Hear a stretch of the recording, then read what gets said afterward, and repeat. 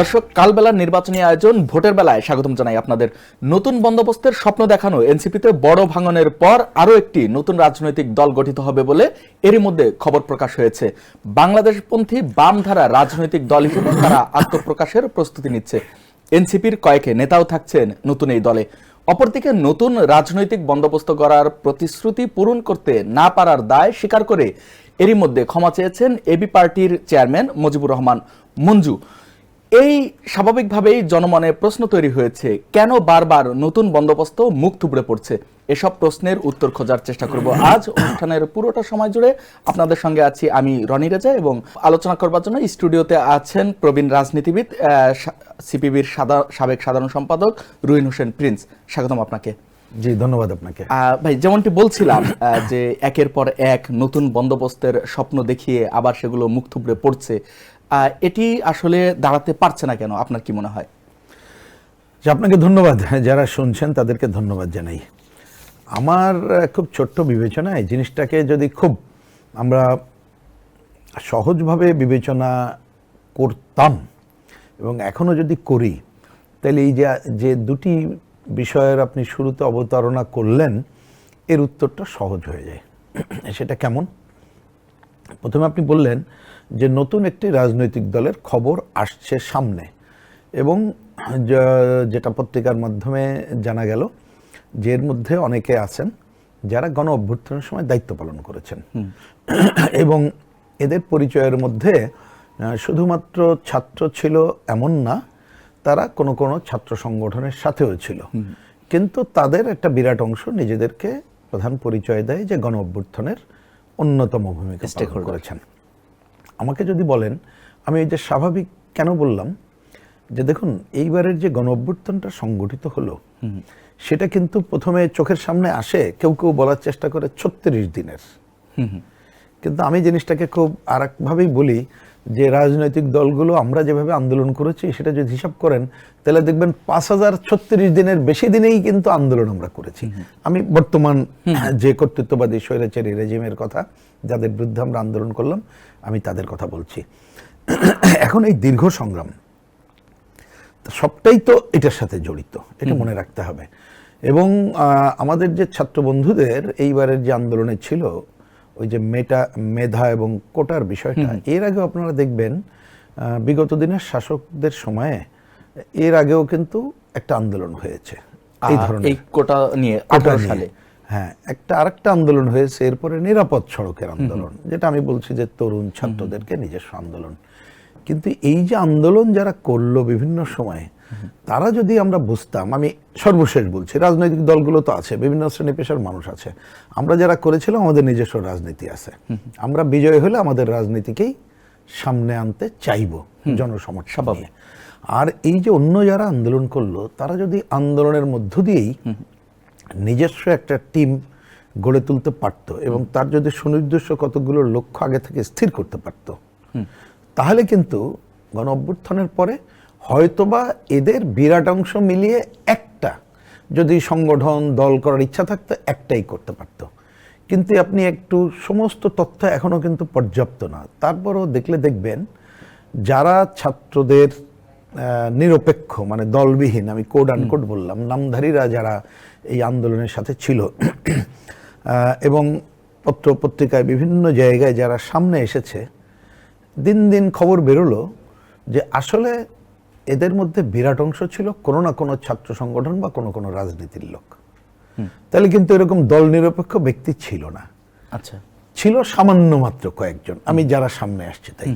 কিন্তু এই কথাকে আগে এন্ডোর্স করা দরকার, এত বড় আন্দোলনে লক্ষ লক্ষ সাধারণ ছাত্রছাত্রীদের অংশগ্রহণ ছিল, যারা কিন্তু এই যে রাজনৈতিক দলের এইগুলোর মধ্যে তারা নাই। আচ্ছা, কিন্তু আকাঙ্ক্ষার মধ্যে ছিল, যে আকাঙ্ক্ষার কথা, ওই যে ওদের ভাষায় কোড আনকোড নয়া বন্দোবস্ত যাই বলেন, বা একটা পরিবর্তনের আকাঙ্ক্ষা, এটা অন্যদের মধ্যে ছিল। বা দীর্ঘদিন ধরে তো এই দেশের মানুষের মধ্যেও ছিল যে নতুন কোনো রাজনৈতিক দল আসুক, নতুন কোনো বন্দোবস্ত আসুক, যার কারণে কিন্তু তাদের এই কোড আনকোড যে শব্দটি বললেন, নয়া বন্দোবস্ত, এই নয়া বন্দোবস্তকে কিন্তু মানুষ গ্রহণ করেছিল, আশান্বিত হয়েছিল।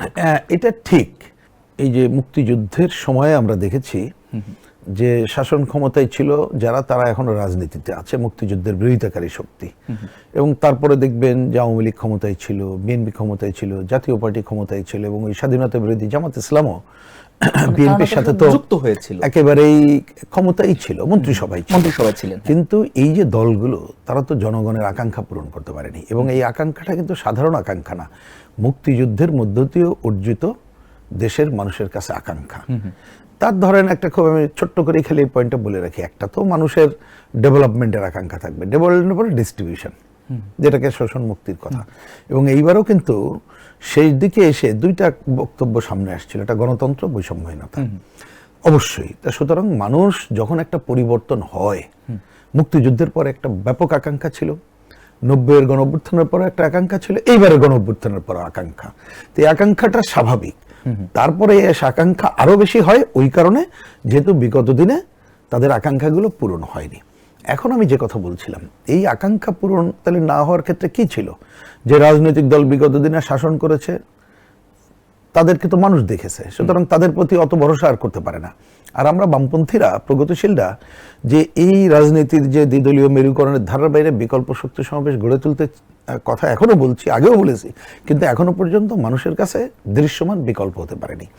এই জন্য অনেকের মানুষের মধ্যে হতে পারে এই ব্যর্থতাটা কেন, মানে রাজনীতি, একটু পরে আসি, আমি ওই কথা বলি তারপরে, যে তাহলে মানুষের মধ্যে সে যখন চোখের সামনে তার আকাঙ্ক্ষা অনুযায়ী বিকল্প তাই মনে করছে না, আমি যতই আমার কথা মনে করি মানুষ মনে করছে না, তখন সে কিন্তু মনে করতে পারে যে এই যে পরিবর্তনের পর একটা কিছু হওয়া সম্ভব কিনা। এবং এবার আমি আগের কথার সাথে রিলেট করি, যদি অন্যরা মিলিয়ে তারা এক চিন্তার মানুষ থাকতো, তাহলে ওই চিন্তাটা সামনে রেখে তারা কিছু করতে চাইলে ভুল করুক শুদ্ধ করুক পরে দেখা যেত। কিন্তু আপনি এবার হিস্ট্রির দিকে তাকান, এবং আমি আমার কথা একটু বলছি কারণ এই যে বিভিন্ন আলোচনায় তো যাই, আমি প্রথম দিন থেকে বলে এসেছি যে আমরা কমপক্ষে 3 ডজন নতুন রাজনৈতিক দল দেখতে পাবো। আচ্ছা, শব্দটা জেনারেল ফর্মে বলেছি, 3 আক্ষরিক অর্থে নিয়েন না, মানে অনেকগুলো দল হবে, এটা হয়। সুতরাং এখন যে এই যে বিভিন্ন ঘটনাবলী দেখছেন, এবং একদল করছে, আবার দল থেকে চলে যাচ্ছে, আবার যুক্ত হচ্ছে, আবার নিজেদের আকাঙ্ক্ষার বাদ দিয়ে ক্ষমতায় যাচ্ছে, থাকছে, বা ক্ষমতা থেকে ফিরে আসছে, আবার ক্ষমতায় যাওয়ার জন্য যে কোনোভাবে নীতিহীন ঐক্য করছে, আমি এটাকে অস্বাভাবিক দেখি না। কারণ ওই ধরনের সুনির্দিষ্ট লক্ষ্য যারা দল নিরপেক্ষ তাদের ছিল না, আর যারা বিভিন্ন দল করতো তারা তো তাদের জায়গাগুলোতে চলে গেছে। সুতরাং দৃশ্যমান শক্তি কিন্তু খুব একটা বেশি ছিল না। সেই বিবেচনায় যদি বলেন যে নতুন এদের মধ্যে আবার কেউ একসময় অন্য দল করলো, হতাশা হোক, বা তারা যদি মনে করছে যে ওইটা কারেক্ট না, এখনকারটা কারেক্ট, তারা এটা করতেই পারে। তো এইটাকে আমি এমন কিছু নতুন বড় কিছু সেই হিসাবে ব্যক্তিগতভাবে আমি দেখছি না। এই কারণ এখনো পর্যন্ত সুনির্দিষ্ট বক্তব্য গেল তো ঘোষণাপত্র গঠনতন্ত্রের মধ্য দিয়ে আসে, সেটাও আসে নাই, পত্রিকা একটা এসেছে। আর এখন আমাদের দেশের এত পত্র পত্রিকা হয়ে গেছে, সোশ্যাল মিডিয়া হয়ে গেছে, দেখবেন যে যারা হয়তো উদ্যোক্তা 4-5 জন থাকলে 4-5 রকম কথা বললে সেইটাও সংবাদ হয়ে যায়। সুতরাং ওইটা একটা ব্যাপার। আমরা আলোচনায় আসতে চাই। হ্যাঁ, জি, আরেকটা প্রশ্ন যেটা বলেছিলেন, আমি এক কথা একটু উত্তর দিয়ে যাই ওইটাই, যে ওই যে একটু বললেন যে মানুষের তো আকাঙ্ক্ষা ছিল, আছে এখনো, আমরা কেন বিকল্প হতে পারলাম না? আমি এ কথার উত্তরটা এইভাবে বলতে চাই যে কেন পারলাম না সেটা তো আমি আপনাদের কাছ থেকে, মানে আমি শ্রোতাদের কথা বলি, তাদের কাছ থেকে শুনতে চাই। কারণ আমাদের সাথে দেখা হলে যতটুকু কথা শুনে বলে যে না আপনাদের কথার সাথে দ্বিমত দেয়, তবুও কাছে আসছে না কেন? তো অনেক সময় এরকম বলেন যে আপনাদের ভাই রেসপেক্ট করি, কিন্তু আপনাদের কাছে এখনো এক্সপেক্ট করতে পারছি না। আচ্ছা, কারণ হয়তো সে ক্ষমতার অভাব, বাংলাদেশের বাস্তবতায় যেটা দেখে সেইটা হয় নাই। আমি খালি এইটুকু বলি, দেখেন আমরা এই দীর্ঘ শাসনে আমরা তো গণতন্ত্রটাকেই, মানে আমি ন্যূনতম ভোটের গণতন্ত্র যদি বলেন, সেইটাকেও তো একটা স্থায়ী রূপ দিতে পারলাম না। যার জন্যে আমরা বামপন্থীরা আমরা কিন্তু জনগণের বিকল্প কি কি করতে চাই আমাদের সব ঠিক করা আছে। আচ্ছা, এটাই কারেক্ট কিনা আলোচনা করে নিতে পারবো, কিন্তু আলোচনার মধ্যেই তো আনতে পারছি না। আমরা শুধু এই যে গণতন্ত্র এই সংগ্রাম, মানে এই উপরি সংগ্রামটা, কিন্তু মানুষের তলের সংগ্রামটা করতে পারছি না, সেটা একটা আছে। আর দীর্ঘ এক সময় ধরেন সোশ্যালিজমটা আমাদের সামনে তো ছিল, তাই এইখানে আগে যে বিকল্প সমাজতান্ত্রিক সমাজ ব্যবস্থা দেশগুলো ছিল, এই অনেক দেশগুলোতে না থাকায় মানুষের কাছে এইটাও এখন একটা প্রশ্নবোধক হয়ে আছে যে আসলে কি হবে না হবে। তা আমার আত্মসমালোচনা হচ্ছে ওই জায়গাটাতে আমরা হয়তোবা কংক্রিট কোনো কিছু মানুষের চোখের সামনে দেখাতে পারছি না, যার জন্য সে প্রচলিত ব্যবস্থার মধ্যেই ঘোরাফেরা করেই মনে করছে দেখি এদের মধ্যে বিকল্প পাই কিনা। আরেকটা খালি বলি, দেখেন আলটিমেটলি আমরা মনে করি যে পুরো অর্থনৈতিক ব্যবস্থা যেভাবে চলছে তার যদি খোল নলচে না ফেলতে পারি, এটাও দুটি কথা বলি। একটা হচ্ছে যারা উৎপাদন করবে তারাই প্রধান ভোগকারী হবে, আরো উন্নয়নের ডিস্ট্রিবিউশনটা যথাযথভাবে, অনুপার্জিত আয় ভোগ করা যাবে না। এইটা তো সুশাসনের সাথে জড়িত। তাহলে এই যে কথাটা আমরা হয়তো আরো দৃশ্যমানভাবে মানুষের কাছে নিতে পারছি না, যার জন্য মানুষ এখনো আমাদেরকে অল্টারনেট ভাবছে না। নিশ্চয়ই এটা নিয়ে আরো আলোচনা করা যাবে, কিন্তু যেখানে আপনার এই আলোচনায় থেমেছিলাম ওইটা দিয়েই বলি, পরের আলোচনায় যেতে পারি। সেটা হচ্ছে তাইলে এই যে আমরা দেখলাম যে নতুন অনেকে চিন্তা করছে, আমার বিবেচনায় করুক না। আচ্ছা, তাতে নতুন আমি কোনো আলোচনাটা নতুন কিছু যদি দেখি না। একটু যুক্ত করি যে এই সংবাদটি অনুযায়ী যে বাংলাদেশপন্থী একটি বাম রাজনৈতিক দল তারা গঠন করতে চায়। এখানে দুটি ব্যাপার স্পষ্ট হয় যে একটা হচ্ছে বাংলাদেশে তাহলে বাম রাজনৈতিক দলের একটা চাহিদা আছে, সেজন্যই একটি নতুন বাম রাজনৈতিক দল আসতে পারে। আবার একই সঙ্গে কিন্তু পাশাপাশি এটা আসে কিনা যে পুরনো বাম রাজনৈতিক দলগুলোর ব্যর্থতার কারণে নতুন একটি রাজনৈতিক দলের, বাম রাজনৈতিক দলের প্রয়োজনীয়তা পড়লো কিনা। আমি তিনটা বিষয় ছোট ছোট করে বলি। একটা হচ্ছে আমার বিবেচনায়, কারণ আমি আগেই বলে নিয়েছি যারা এটা করছে তারা করুক, আমরা হয়তোবা তাদের কাগজপত্র বলতে বলছি যে আনুষ্ঠানিক ঘোষণাপত্র, গঠনতন্ত্র দেখলে তখন নিশ্চয়ই একজন রাজনৈতিক দলের কর্মী হিসাবে আমাদের দিক থেকে মূল্যায়ন সেগুলো করতে পারবো অ্যাক্টিভিটিজের পরে, তা সেটা পরের ব্যাপার। তবু একটা বলি, দেখেন কেউ যদি নিজেদেরকে বাম, প্রগতিশীল বা যে নামেই বলে না কেন, রাজনীতি তো অনেক বড় ব্যাপার, এবং যদি সেখানে বাম শব্দটা কেউ বলে তাহলে এইখানে বোধহয় কোনো বিশেষ পন্থী বলাটা চলে না। কারণ দেখেন বাম রাজনীতির তো একটা বড় ব্যাপার হচ্ছে সে, মানে আমরা যেভাবে বুঝি তারা অন্যভাবে বুঝলে আমার কিছু করার নেই, যে আমরা বিশ্ব মানবের মুক্তি চাই, মানে শুধু বাংলাদেশ না সারা বিশ্বের মানুষের মুক্তি চাই। কারণ এই ক্ষেত্রে তো এটা বলার কোনো কারণ নেই বাংলাদেশ পন্থী হওয়ার দরকার, মানে আমি বলছি কোনো পন্থী হওয়ার দরকারটা তাই মানুষের পন্থী। নিশ্চয়ই আমি যখন বাংলাদেশের পক্ষে বা এই দেশে যখন রাজনীতি করব, আমার তো ফান্ডামেন্টাল বিষয় হচ্ছে আমার দেশের মানুষের স্বার্থ রক্ষা করা। তো তার বলার দরকার নেই, যেমন দুধকে কি সাদা দুধ বলতে হয়, বলার দরকার না, তবে বলার দরকার হয় না। তাহলে সেটা এখন তারা এটা বলবে কিনা এই ব্যাপারে আমি কিন্তু নিশ্চিত না, এক নম্বর কথা। দুই নম্বর কথা হচ্ছে এটা ঠিক আমি জানি না যে বাম যদি কেউ বলতে চায়, আমার বিবেচনায় বা একটা সাধারণ বিবেচনা, আপনি দেখবেন আপনি যে কোনো গুগলে যান বা অমুক জায়গায় যান, আপনি জেনারেল ফর্ম বলছি, বা যারা একটু রাজনীতি চর্চা করেন, রাজনীতি না করলেও তাদের কাছে যান, বা আপনি এই যে বিভিন্ন দর্শন কোষ আছে বা যে বিভিন্ন আছে না যে অভিধান বলে আর কি, আপনি বিভিন্ন অভিধানে যান, তাতে লেফট যদি আপনি মিন করেন তাহলে লেফটের অনেকগুলো নিশ্চয় অফকোর্স ডেমোক্রেসি থাকতে হবে, কিন্তু আমার বিবেচনায় আপনি সেকুলারিজম থাকবে না, সোশ্যালিজম থাকবে না, তাহলে কি করে এটা বাম হয় আমি এটা বুঝতে পারি না।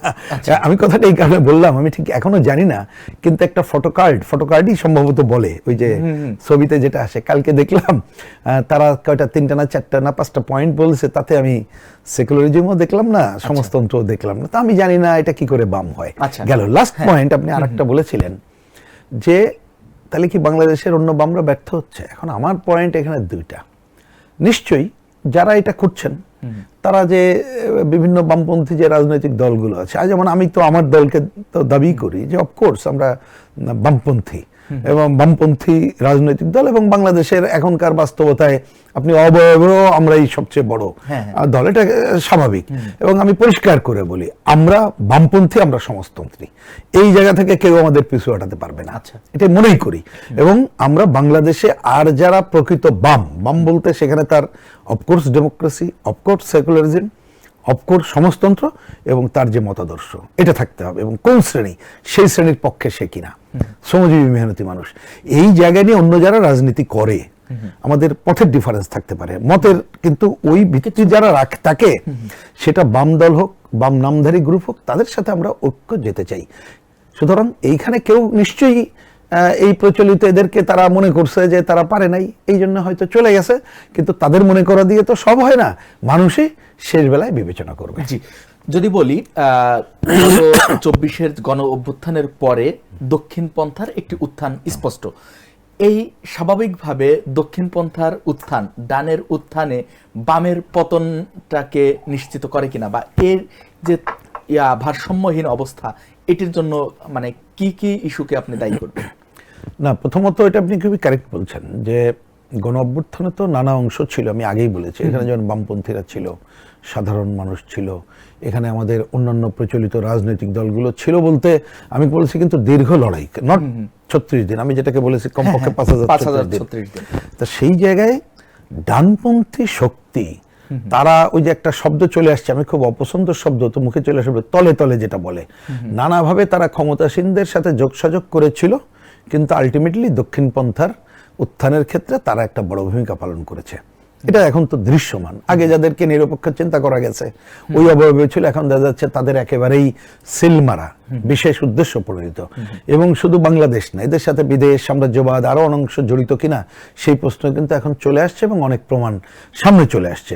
এবং মেটিকুলাস যে ডিজাইনের কথা আমাদের ইউনূস সাহেব বলেছেন, দিন দিন কিন্তু সেটা আরো প্রকাশিত হচ্ছে যে আরো কোনো মেটিকুলাস ডিজাইন ছিল কিনা। আচ্ছা, ছিল কিনা না, ছিল তো বটেই, কিন্তু আমরা আছে কিনা, আরো সামনে আছে কিনা, কারেক্ট, এইটাই।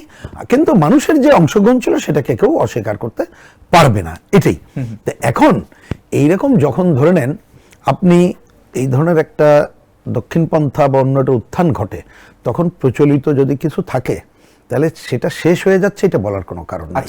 আপনি বলতে পারেন, বা আমি যেটা বলতে পারি, যে এই ধরনের একটা গণঅভ্যুত্থানের পরে আমরা বামপন্থীরা তো আপার হ্যান্ড নিতে পারলাম না, আমরাও তো ছিলাম, অন্যরা আপার হ্যান্ড নিল, তা সেটা আমাদের মূল্যায়ন করে আগাইতে হবে। পারেনি, কিন্তু অবস্থানটা কোথায় আছে যদি আপনার কাছে, আমার কাছে যদি বলেন, আমরা গণ অভ্যুত্থানের সময় দেখেন, আমরা আমাদের দল বাংলাদেশের কমিউনিস্ট পার্টি এবং আমাদের তৎকালীন বাম জোট, আমরা আমাদের পজিশন থেকে, এটা আমাদের যে অ্যানালিসিস সেই অনুযায়ী আমরা হিসাব করেছিলাম যে আমাদের একেবারে একটা কংক্রিট, আজকেই বলি, কথা হয়তো অত বলা হয়নি, তবু আজকে বলে ফেলি, যে আমরা আমাদের একটা মূল্যায়ন করে চলি। তো দেখেন বামপন্থীদের বলে যে আপনারা একটা মূল্যায়ন বেশি করেন, হ্যাঁ করতে পারি, সেটা ত্রুটি থাকতে পারে, তো মূল্যায়ন করে চলি।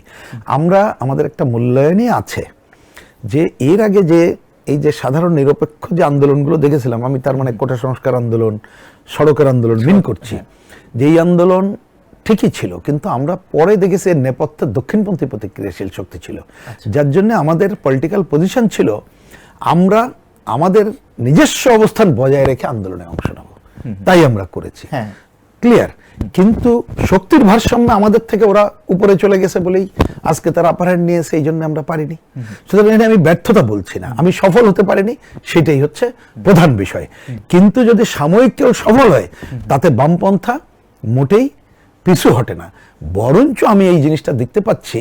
দেখুন, গণ অভ্যুত্থানের পরপর যে পরিমাণ রাস্তাঘাটে থাকলে মানুষ যেভাবে অন্যদের সম্পর্কে আশাবাদী হয়েছিল এবং আমাদেরকেও নানাভাবে বলতো, আমি তো এখন দেখতে পাচ্ছি মানুষের ওই হতাশা নতুনদের সম্পর্কে, মানে এই নতুনটা আমি তাদের ভাষায় নতুন বলছি, যেটাকে আপনিও বলছেন আকাঙ্ক্ষা ছিল, এটা অস্বীকার কেউ করলে ভুল করবে, তাদের প্রতি যে অসন্তোষ বা তাদের যে ফেলিওর, ওইটা দিন দিন দেখার পরে বরঞ্চ বামপন্থী প্রগতিশীল তাদের শক্তির প্রতি আস্থাটা দিন দিন বাড়ছে।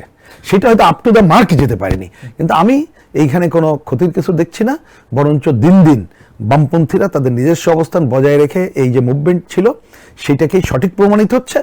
আমরা আমাদের মূল্যায়নে এটা করব যে যতটুকু করেছি এর থেকে আরো কত বেশি অংশ নিয়ে, আরো কত বেশি সামনে থেকে এইবারের গণ অভ্যুত্থানের মানুষের আকাঙ্ক্ষা বাস্তবায়নের পথে আমরা যেতে পারতাম, কেন পারলাম না, সেটা মূল্যায়ন করে আমরা আগাবো। একটি সংবাদে দৃষ্টিগোচর করতে চাই, প্রবাসীদের পোস্টাল ভোটের যে নিয়ম করা হয়েছে এটি খুবই সাধুবাদ জানিয়েছে সবাই, কিন্তু এরই মধ্যে এটা বিতর্কের একটি প্রলেপ পড়লো কিনা, সম্প্রতি দুটি পৃথক ভিডিও ভাইরাল হয়েছে। এতে দেখা যাচ্ছে কয়েকজন মিলে কিছু পোস্টাল ব্যালট গুনছে এবং দুটি দাবি করা হয়েছে, একটি বিভিন্ন জন দাবি করছে, একটির দাবি করা হচ্ছে যে জামাতের যে ইসের ওমানের এক নেতার বাসায়, আরেকটি বাহরানের জামাতের এক নেতার বাসায়। এতে করে বিএনপি এর সুরাহাও চেয়েছে ইসিতে। আপনি কিভাবে দেখছেন, শুরুতেই একটি বিতর্ক শুরু হলো কিনা? আমি এটাকে এদিকেও তিনটা পয়েন্ট বলি। প্রথমে দেখেন, এটা একটা খুবই সমস্যা আমাদের জন্য, কোন একটা ভিডিও সামাজিক মাধ্যমে আসলে এটা যথাযথ কিনা, এটা একটা আছে, যার জন্য এই ফ্যাক্ট হয়েছে, এটা কোনো এআই দিয়ে তৈরি নয়, এটা কনফার্ম হয়ে গেছে, একটি শীর্ষস্থানীয় গণমাধ্যম। তাহলে আমি এই বলছি, কিন্তু কথাটা তুললাম এই কারণে, আমরা নির্বাচন কমিশনকে আগেও বলেছি, এখন আজকে আপনার এই আলোচনার সুযোগে বলে রাখি, এই ধরনের কোনো কিছু আসলেই সাথে সাথে এখন প্রযুক্তি ওই যে বললেন নিশ্চিত করতে পারে, এটা ঠিক কি ঠিক না? আমরা মনে করি যে সাথে সাথেই নিশ্চয়ই মেকানিজম তাদের আছে, তারা বলে দেবে ইয়েস এটা কারেক্ট তথ্য, পরেরটা পরে করবে, এটা একটার জন্য আমি কথাটা তুললাম। এইবার আসি, আসলে আমি মনে করি যে এই জিনিসটা সামনে আসার পরে আমাদের নির্বাচন কমিশন সহ আমাদের সবাইকে আরো বেশি সতর্ক অবস্থান নেওয়ারও সময় হয়ে দাঁড়িয়েছে, এবং আমরা এই পোস্টাল ব্যালটের বিষয়টা কিভাবে শুরু হওয়া করবে এটা দেখার বিষয়। যদিও পোস্টাল ব্যালটের আর একটা আলোচনা আছে, খালি তুলে রেখে আমি এই আলোচনা আবার একটু আসি।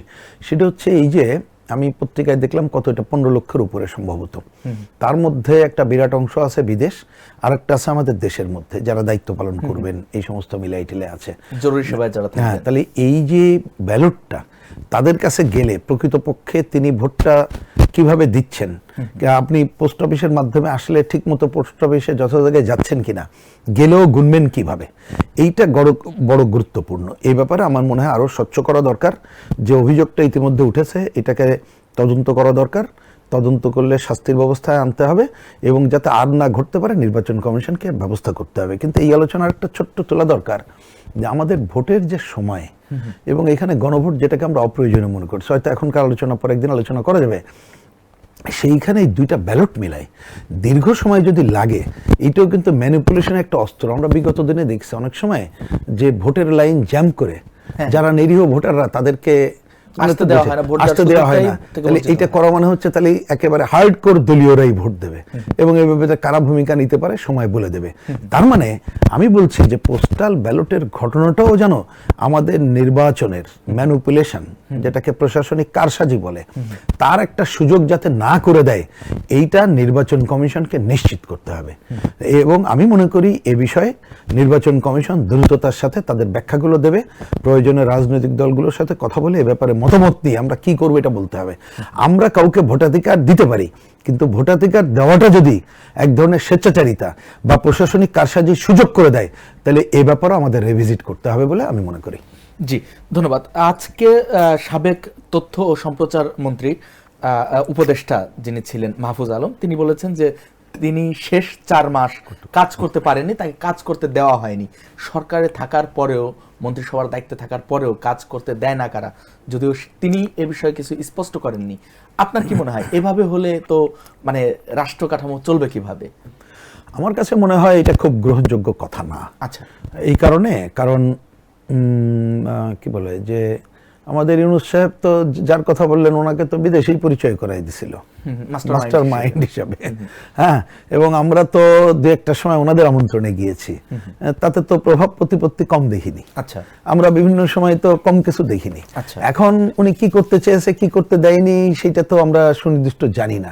এখন যেমন ধরেন আমি কালকে শুনলাম একটা খবর, আমি সেটা যথাযথ কিনা জানি না, পুরোটা না জেনে মন্তব্য করা ঠিক না, তবু আমি বলছি, ধরেন যদি কেউ মনে করে থাকে যে এরকম একটা জায়গায় আসলাম এবং আমি এমন কিছু করব যা যে পুরো উপদেষ্টা টিম বা আমাদের যে চাওয়া, আমাদের চাওয়াটা নিয়েও কোশ্চেন থাকতে পারে, কারণ আপনার চাওয়ার আমার চাওয়াতে এক হবে না, কিন্তু সাধারণভাবে যে চাওয়া তার সাথে একমত না, তাহলে করতে দেওয়ার তো কোনো কারণ নেই।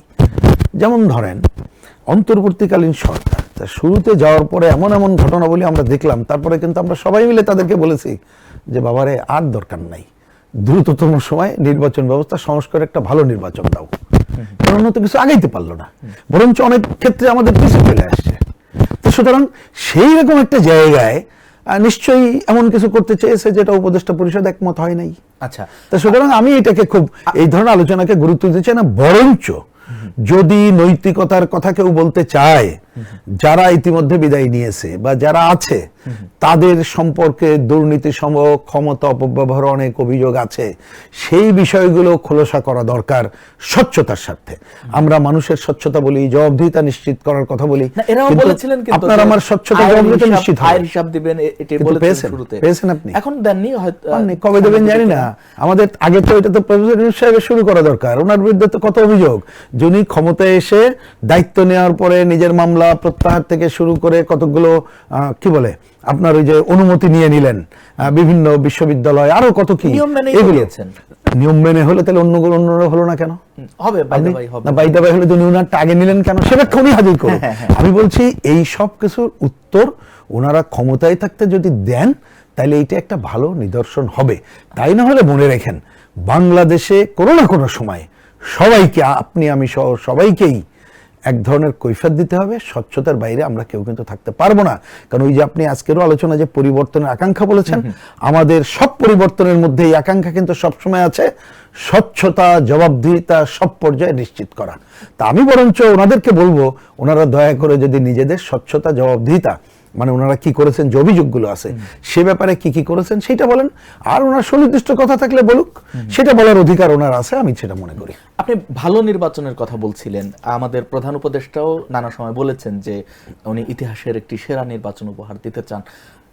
এর মধ্যে একেবারে আমরা খুব কাছাকাছি সময় চলে এসেছি নির্বাচনের, আর মাত্র কয়েকদিন বাকি, মাসও পুরো নেই। এমন সময়ও কিন্তু অভিযোগ পাল্টা অভিযোগ রয়েছে। আপনি কি একটি সুষ্ঠু নির্বাচনের পরিবেশ কতটুকু দেখতে পান? না, আমি কিন্তু এখন ভালো বলতে যেটা বোঝায়, মানুষ বলে গুড বা এক্সিলেন্ট, সেই রকম জায়গায় নাই। আচ্ছা। আমি এখন বলতে চাচ্ছি ন্যূনতম গ্রহণযোগ্য একটা নির্বাচন। কেন এ কথা অনেকবার বলেছি, রিপিটই করতে হয় একই কথাই বারবার, যে আসলে 2024 সালের অক্টোবরে, তার মানে বোঝেন কতদিন আগে, আমরা দ্বিতীয়বার যখন প্রধান উপদেষ্টার আমন্ত্রণে দেখা করতে গেলাম, বাম জোটের পক্ষ থেকে লিখিত যে কথা বলেছিলাম তাতে বলেছিলাম যে নির্বাচন ব্যবস্থার আমূল সংস্কার করে গ্রহণযোগ্য নির্বাচনের পথে আগান। তো ওই যে আমূল সংস্কার না করলে তো আপনি ভালো নির্বাচন আশা করতে পারবেন না। আমূল সংস্কার তো হয় নাই। এখন এটা অনেক বলেছি, ধরেন কথার কথা না, ছোট করে বললে 5টা পয়েন্ট আবারও বলতে হয়, যে নির্বাচনে যাতে টাকার খেলা বন্ধ হয়। তো এইটা কিন্তু এমনি হবে না। এইটার জন্য আমরা বলেছিলাম আসেন একটা সিস্টেম করা যায় কিনা, যে পুরো নির্বাচনের দায়িত্ব নির্বাচন কমিশন নেবে, সরকার নেবে। পোস্টার ছাপানো, লিফলেট ছাপানো, প্রজেকশন মিটিং তারাই করবে, নিজস্ব কোনো সুযোগ দেওয়া হবে না। কারণ এখনো ধরেন যতটুক দিয়েছে যে পার পার্সন 10 টাকা খরচ, এতগুলো বিলবোর্ড হবে, যেগুলো করা যাবে, যার টাকা নেই সে তো পারবে না, যার টাকা আছে সে পারবে। ইনফ্লুয়েন্স যার আছে সে কিন্তু যে SMS করে দেওয়া যায়। আমি দেখলাম যে আপনার অঞ্চলে 4 লক্ষ ভোটার, আপনি 30 সেকেন্ডের ভয়েস কল দিতে পারবেন, 4 লক্ষের জায়গায় সম্ভবত 4×4 আপনি যদি 3-4 লাখ টাকা খরচ করতে পারেন। তো 3-4 লাখ টাকা অনেকের পক্ষে তো সম্ভবই না। আমাদের দলের অনেকে তো মনোনয়নই জমা দিতে পারে নাই, কারণ শুরুতেই প্রায় লক্ষের মতো টাকা লেগে যায় এটার জন্যই। তাহলে আপনি টাকার খেলাটা বন্ধ কিন্তু হয় নাই। পেশি শক্তির ব্যবহার আপনি গ্রামে গঞ্জে খোঁজ নেন, নানাভাবে কিন্তু চলতেছে। ভয়ের রাজত্ব, যে দেশে এখনো পর্যন্ত মব সন্ত্রাস অব্যাহত আছে, তো ভয়ের রাজত্ব তো বন্ধ হয় নাই। তা ভয়ের রাজত্ব বন্ধ না হলে আপনি কি নির্বাচন ঠিকঠাক মতো করতে পারবেন? সাম্প্রদায়িকতা এবং আঞ্চলিকতার ব্যবহার দেখেন, হয়তো আপনি স্থানীয় নির্বাচনের জন্য আঞ্চলিকতা অনেক সময় কাজে লাগে, যে ওই এলাকার লোক এলাকার উন্নয়নে কাজ করবে, কিন্তু তো জাতীয় সংসদ নির্বাচন, সে তো আইন প্রণয়নে কাজ করবে, রাষ্ট্রযন্ত্রের রক্ষণাবেক্ষণ, আঞ্চলিকতা তো চলবে না। আর ধর্মের ব্যবহার তো চলবে না। আমাদের দেশবাসী ধর্মপ্রাণ, সবার ধর্মের পালনের অধিকার নিশ্চিত করতে হবে, কিন্তু রাজনীতিতে ধর্মের ব্যবহার করা চলবে না। আমরা 71 সালে দেখেছি ধর্মের ব্যবহার কোথায় নিয়ে যায়। এখন দেখছি না রাজনীতিতে ধর্মের ব্যবহার মানে বেহেশতের টিকিট বিক্রি করা চলছে, কিন্তু এইবার দেখছেন কি পরিমাণ চলছে, এটা কিন্তু বন্ধ করা যায়নি। তা আমরা বলি সেগুলো বন্ধ করতে হবে। যারা বেহেশতের টিকিট বিক্রি করছে তাদের কিন্তু সুরতি ওইটা যে তারা ধর্মের রাজনীতি করে, কিন্তু যারা ধর্মের রাজনীতি করে না, অন্যান্য দল মধ্যপন্থী বলে যারা চিহ্নিত, তারাও তো এখন টুপি মাথায় দিয়ে তারা ইমাম সাজছে, নানা কিছু করছে। জি, আচ্ছা, আমি আগে 4.5 নম্বর বলে ওইটাই আসি।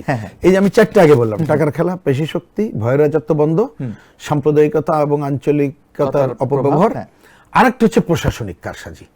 প্রশাসনিক কারসাজি নানা মাত্রা ঘটতে পারে। ভোট, ওই যে বললাম যে যদি জাম তৈরি করেন, আপনি এআই এর ব্যবহারের মধ্যে যদি ভুল তথ্য দিয়ে দেন, মানুষকে আপনি আগেই বায়াস্ট করেন, ভোট গণনার সময় যদি জটিলতা করেন, ভোট গণনা যাই হলো আপনি যদি অন্য রেজাল্ট করেন, এগুলো অতীতে কিন্তু দেখে এসেছি। তাহলে এই 5টার নিশ্চয়তা কিন্তু এখনো পাইনি। ওই যে পোস্টাল ব্যালট নিয়ে আপনি তুললেন। এবার আসি আপনি ওই যে 4 নম্বর যেটা আমি পয়েন্ট বললেন, খুবই কারেক্টলি আপনি অ্যাড্রেস করছেন। শুধু তাই না, এটা ঠিকই বলেছেন যে হয়তো যারা বেহেশতের টিকিটের কথা বলছে তারা তো ধর্ম নিয়েই রাজনীতি করে, কিন্তু আমি বলছি সেটাও তো বন্ধ করতে অবশ্যই হবে। কারণ তার ভোট চাওয়ার অধিকার আছে, সব অধিকার আছে, কিন্তু ধর্মকে ব্যবহার করার অধিকার নেই। এটা কিন্তু আমাদের আরপিওতে নিষিদ্ধ। আরেকটা হচ্ছে শুধু তারা না, আপনি এটা কারেক্টলি বলছেন যে এই রকমের ধর্মের ব্যবহার করে। আমি তো সোশ্যাল মিডিয়াতে দেখলাম যে একজন এরকম টুপি মাথায় দিয়ে গেছে, তাকে একজন সাধারণ মানুষই জিজ্ঞেস করছে যে কই আপনারা তো আগে এটা মাথায় দেখিনি এখন। তাহলে এইগুলো ব্যাপার। শুধু তাই না, আপনি প্রচলিত ধারার আগের রাজনীতি দেখবেন যে অনেকে স্লোগান দিছে না, অমুকের জায়গায় তুই অমুক, মানে আল্লাহ তাআলার নাম দিয়ে কথা বলছে না। তার মানে ধর্মের ব্যবহার শুধুমাত্র ধর্মশ্রয়ী রাজনীতি যারা করে তারা করছে, নট দ্যাট, এর বাইরে অনেকে করে। আমরা সবার কথা বলছি, আমি বলছি এইখানে কোনো আপনার দল টানা দরকার নেই, আমরা আগে নীতিটা দেখব। নীতি যে মানছে না তাকে দেখবে। এগুলো কেন জানেন? কারণটা হচ্ছে ওই যদি আপনি সমসুযোগ নিশ্চিত করতে চান। দেখেন ওই যে 90 সালের আগে যখন ওই যে একটা দেখেন প্রচলিত না, খুব ভালো স্লোগান আপনারা শুনেছেন না, আমার ভোট আমি দেব, যাকে খুশি তাকে দেব। ইতিহাস অনেকে জানে না, আমরা ওই সময় কমিউনিস্ট পার্টি, আমরা কিন্তু 4টা বিভাগীয় এলাকা থেকে 22 দিন পদযাত্রা করে একেবারে আক্ষরিক অর্থে হেঁটেই 23 দিনের দিন ঢাকায় পৌঁছেছিলাম এই স্লোগানকে সামনে রেখে। আচ্ছা আচ্ছা। এবং এখানে মানুষের মধ্যেই, শুধু আমরা না, অন্যরাও দিয়েছিল, কিন্তু এইটাই এবং ব্যাপক জনপ্রিয়তা এবং এটা পেয়েছে। একটা বলি, মানে হিস্ট্রি তো থাকে না, আমরা পরে জেনেছি যে এই স্লোগানটা আসলো কিভাবে। এই আপনারা বাওয়ানির নাম শুনেছেন, আদমজি বাওয়ানি ডেমরার, ওইখানে আলোচনা করতে যেয়ে একজন শ্রমিক তিনি এরকম বলছিলেন যে আমাদের এইরকম একটা স্লোগান দেওয়া উচিত, কি আর ভোট আমি দিই, যারাই খুশি তারে দেই, এইরকম একটা হওয়া উচিত। তাই ওই শ্রমিকের কণ্ঠ থেকে আসাটাই কিন্তু আমার ভোট আমি দেবো, যাকে খুশি তাকে দেবো। কিন্তু এতদিনের বাংলাদেশে এখন কিন্তু এটাকে আরো একটু পরিবর্তিত করে আমার ভোট আমি দেব, জেনে বুঝে সঠিক মানুষকে ভোট দেবো। তাহলে এইখানে যদি আপনি করতে চান, তাহলে একটা মানুষকে, প্রার্থীকে বা দলকে সঠিকভাবে জানতে পারবেন, বুঝতে পারবেন কোথায় ওই যে আমি যে 5টা সংকটের কথা বললাম, ওইটাকে যদি মুক্ত করে সমসুযোগের কথা বলতে চান তাহলে পারবেন। এই জন্য আমি কিন্তু ওইটা বললাম যে যেহেতু আমূল পরিবর্তন ওই কাজটা পারেনি, যার জন্য দেখেন এখনো পর্যন্ত নির্বাচন নিয়ে সংশয় আছে, নির্বাচনে কি হবে, পোস্টাল ব্যালটের দাবি আমাদের অনেক দিনের, আজকে নতুন সংকট আসতেছে, এখনো পর্যন্ত যেতে পারিনি। তাহলে এইরকম একটা অবস্থা, হাতে আমাদের সময় নেই, আর আমাদের সামনে কোনো অপশন নাই যে আর একটু দেরি করে একটু আমূল সংস্কার করে করি। এই জন্য বলছি 12ই ফেব্রুয়ারি নির্বাচন হোক, ন্যূনতম জনগণের কাছে গ্রহণযোগ্য একটা নির্বাচন আমি বা আমরা প্রত্যাশা করছি। আপনি যে 5টি সংকটের কথা বলেছেন তার মধ্যে 1 নম্বরে বলেছেন টাকার ব্যবহার। আমরা এবছর দেখেছি যে টাকা খরচ করবার জন্য আরো ফান্ডিং করা হচ্ছে, সামাজিক যোগাযোগ মাধ্যম ব্যবহার করে নানাভাবে নেওয়া হচ্ছে। এখানে তো আপনার নির্দিষ্ট যে পরিমাণ আপনি বললেন জনপ্রতি 10 টাকা করে, 25 লাখ সর্বোচ্চ বলা হয়েছে, 25 লাখ। এখানে যারা আরো তার বেশি উত্তোলনই করছে খরচ করবার উদ্দেশ্যে, লক্ষ্যে, এইখানেই তো মানে ওই জায়গাটা ক্রস করছে। এইখানে ইসির ভূমিকা কি বা আপনার এটা একটা খুব অদ্ভুত খবর আর কি বাংলাদেশের। অদ্ভুত শব্দটা অ্যাপ্রোপ্রিয়েট না হলে বোধগম্যের জন্য বললাম। প্রথমে দেখবেন যে যেখানে লিখতে হয় যে আমি সম্ভাব্য কত টাকা খরচ করব, আপনি দেখেন, আচ্ছা ধরে নিলাম অনেকে কম টাকা বলে বা সর্বোচ্চ যা ব্যবহার করার তাই করবে বলল। এইটা প্রথমে এই ডিক্লারেশনটা সত্য কিনা এটা আমি মিথ্যা আমি না বলেই বললাম, এইটা দিয়েই শুরু হয়। যিনি সঠিকভাবে বলেন না আইনের মধ্যে থাকতে, তাহলে উনি কিন্তু শুরু করলেন মিথ্যা দিয়ে। আচ্ছা এরপরে আবার কিন্তু আফটার ইলেকশন দাখিল করতে হয় কোথায় খরচ করছেন, ওইটাও সত্য হয় না। বিগত দিনে যারা নির্বাচিত তারাই বলছে যে ভাই ওটা তো মিথ্যা তথ্য দিয়েছি, হয় না। কিন্তু আমার বক্তব্য হচ্ছে এত সবের পরে নির্বাচন কমিশন, হয়তো আমরা এটাকে মানিনি, তারপরে যখন নির্ধারণ করে তাকে অ্যাকচুয়ালি কিন্তু 365 দিন এগুলো দেখা উচিত। কিন্তু দেখেন এইবার কি হলো, আমাদের পোস্টারের ব্যবহারে নিষিদ্ধ। এর আগে কিন্তু পোস্টারের ব্যবহার নিষিদ্ধ করার আগে আগের নির্বাচনে ছিল 1 কালারে ব্যবহার করা যাবে, আপনি দেখছেন 4 কালার সহ কে করেনি। নির্বাচন কমিশন আগে কেন বন্ধ করতে গেল না? তারা দেখবেন যে এখনো পর্যন্ত উৎসব চলতেছে, কোথায় আমি তো দেখি না, 2-1টা জায়গায় মাঝে মধ্যে যেটা খবর পাই এটা উল্লেখযোগ্য খবর না। অ্যাকচুয়ালি এটা নির্বাচন কমিশনও এরকম এখনো দায়িত্ব নিয়ে করতে পারেনি, 365 দিনের ভূমিকা পারে নাই। দ্বিতীয়ত রাজনৈতিক দলগুলো এটা মেনে চলবে সেই কালচারাল ডেভেলপমেন্ট হয় নাই, জনগণের মধ্যে এই সচেতনতা গড়ে ওঠে নাই, যারে ভাই তুমি তো নির্বাচন ভায়োলেট করছো, বেশি টাকা খরচ করছো, আমার ভোটে জিতে তুমি তো এর থেকে 10 গুণ টাকা তুলবা, তোমাকে ভোট দেবো না। মানে এই সামগ্রিক সচেতনতার স্তর এখনো ওঠে নাই, আর নির্বাচন কমিশন অ্যাকচুয়ালি যথাযথভাবে ভূমিকা পালন করতে পারছে না। কিন্তু আমি বললাম আপনি ওই ধরনের আইন রেখে পারাটাও কঠিন। ধরুন এবারে বলা হয়েছে, যে বললেন যে বিলবোর্ড অমুক টমুকই, আপনি ধরুন বলা হয়েছে যে তুমি এত বেশি পোস্টার ছাপতে পারবা না বা এত বেশি ওই যে ফেস্টুন করতে পারবা না, কিন্তু এটা গুনে টুনে দেখে কে দেখবে? তার জন্য তো আরো চোখ কান খোলা রাখা দরকার। এটা কিন্তু হচ্ছে না। এমনকি আমি বলি যে আপনি সোশ্যাল মিডিয়াতেও যতটুকু খবর আসছে, আমরাও মাঝে মধ্যে তো দেখতেই হয়, তাতেও তো এদের সবাইকে শোকজ করেছে, এটা আমার কাছে আসে নাই। তার মানে নির্বাচন কমিশন যতটুকু দায়িত্ব পালন করার কথা এখনো পর্যন্ত আমরা দেখতে পাচ্ছি না। কিন্তু এখানে তো একটু ক্ষিপ্রতার সাথে যাবে, একটু তো হইচই করবে, তাই না? হলে তো আপনি নির্বাচন থামাইতে পারবেন না, ওইভাবে ক্রিয়েট হবে না। তার মানে আমি কি ওই যে সমসুযোগ থাকবে না, ফিল্ডটা ক্রিয়েট হবে না। এমনকি দেখেন এই যে এআই এর ব্যবহার নিয়ে নির্বাচন কমিশনের শঙ্কিত, আমরাও শঙ্কিত। কোনটা ভুল ইনফরমেশন, মিথ্যা ইনফরমেশন, কোনটা পরিকল্পিত শঙ্কিত, এই ব্যাপারেও কিন্তু এখনো স্বচ্ছভাবে আসে নাই। আপনি দেখেন এই যে সোশ্যাল মিডিয়া বুস্ট করা, এগুলোর নামে অনেকের প্রচার এত সামনে আসছে, অনেকের প্রচার সামনে আসছে না। এমনকি আমি তো ব্যক্তিগতভাবেও মনে করি, এমনকি ধরেন এই যে আমাদের টক শো বিভিন্ন জায়গায় যারা আসছে, আমি সমসুযোগের জন্য বলছি, আমি কারো ব্যক্তি নিয়ে চিন্তা না করেই বলছি, এইগুলো একটা বিবেচনা করা দরকার। ধরুন আপনি কথার কথা, আমি যদি ক্যান্ডিডেট হইতাম, আমি যেহেতু ক্যান্ডিডেট না, এই জন্য হয়তো এই সুযোগটা আমি নিচ্ছি। ধরুন আমি যদি ক্যান্ডিডেট হইতাম, আমি যদি প্রতিদিন 2টা টেলিভিশনে থাকি, তাহলে আপনি বলেন আমার সাথে প্রচারে তো অনেকে পারবে না, এরকম অনেক দলের। তাই এই সমস্ত জায়গায় একটা নীতিমালা করা দরকার, যদি সমসুযোগটা আপনি বিবেচনা করেন।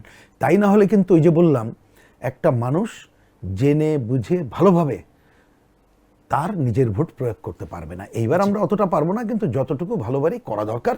এবং আমি খালি এটা বলেই শেষ করি, এই কথাটা খুব জরুরি কাজ। নির্বাচন ইস্তেহারটা একটা বড় ব্যাপার। দেখবেন এখনো পর্যন্ত কিন্তু এই আলোচনায় আসতে পারিনি। আমি মনে করি দ্রুততম সময়ে এই আলোচনায় এসে আমাদের পুরো নির্বাচন, কে ক্ষমতায় গেলে, কোন দল গেলে, আমার দল ক্ষমতায় গেলে কি করবো, অন্যরা কি করবে, এই আলোচনাগুলো এবং এই ডিবেটগুলো সামনে নিয়ে আসা দরকার। তাহলে মানুষ কিছু হলেও সচেতন করতে পারবে। কিন্তু মূল কথা হচ্ছে ভয়ের রাজত্ব, মব সন্ত্রাস বন্ধ করে মানুষের কাছে এই নিশ্চয়তা এখনই দেওয়া দরকার, তুমি নির্বিঘ্নে ভোট কেন্দ্রে যেতে পারবা, যথাসময়ে ভোট দিয়ে বাড়ি আসতে পারবা, এবং তুমি টেলিভিশনে দেখে বুঝতে পারবা যে তোমার ভোট প্রকৃতপক্ষে যথাযথভাবে গোনা হয়েছে, এবং যা ফল সেই ফল যথাযথভাবে গোনা হয়েছে। মানুষ এই নিশ্চয়তা চাই, সেই নিশ্চয়তা কিন্তু এখনো পর্যন্ত মানুষ সামনে হবে আশা করছি। জি, আমরা একদম শেষ টপিকে চলে আসতে চাই। আর সম্প্রতি একজন আইনজীবী, উনি আলোচকও বটে, উনি সংবিধান ছুঁড়ে ফেলেছেন। এটিকে কি আপনি প্রতীকী প্রতিবাদ হিসেবেই দেখবেন, নাকি রাষ্ট্রের প্রতি প্রকাশ্য অবজ্ঞা হিসেবে দেখবেন? না, আমি এটাকে সোশ্যাল মিডিয়া দেখলাম। যদি এটা পুরোটা হয়ে থাকে, আমি কথাটা এই জন্য বলছি, সোশ্যাল মিডিয়ার সব ঘটনা তো বোঝা ব্যাপার। আমি তো মনে করি রাষ্ট্রদ্রোহিতার অপরাধ। আচ্ছা, কারণ এই সংবিধান অনুযায়ী কিন্তু এখনকার যারা আছে তারা ওত নিয়েছেন, চলছে। আমরা যে এই যে আলোচনাগুলো করলাম, তাতে সংবিধান সংস্কারের আলোচনা করেছি। সংবিধান সংস্কারের কথা সংবিধানেই বলা আছে, যার জন্য আমরা বলছি আগামী পার্লামেন্ট এগুলো করবে। তাহলে এই সংবিধান এবং মুক্তিযুদ্ধের মধ্য দিয়ে অর্জিত সংবিধান, এইটা কেউ ছুঁড়ে ফেলতে পারে না। এইটা তো রাষ্ট্রদ্রোহিতার অপরাধে অপরাধী হবে।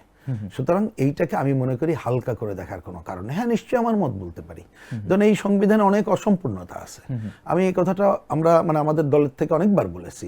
1972-এর 4 নভেম্বর যখন সংবিধান পাশ করা হয়, তার আগে আমরা এই সংবিধানের অনেকগুলো পয়েন্ট যুক্ত করার জন্য আমাদের ছাত্র ইউনিয়ন, মহিলা পরিষদ মিছিল করেছে, কমিউনিস্ট পার্টি মিছিল করেছে।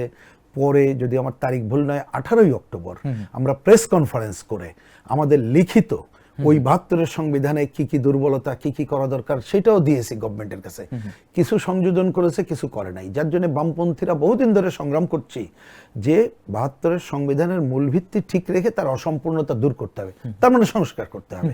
আমরা এখন এই সংস্কার আরো অনেক বড় বড় আসছে এবং অনেকগুলোর সাথে আমরা একমত, সেটা অন্য আলোচনা। কিন্তু সংবিধান ছুঁড়ে ফেলানোর কথা বলা, আমি মনে করি এইটা শুধু ছুঁড়ে ফেলানোটা বা কথা বলা, ছুঁড়ে ফেলানো, এইটা শুধু অবজ্ঞা না, এইটা একটা রাষ্ট্রদ্রোহিতার অপরাধী।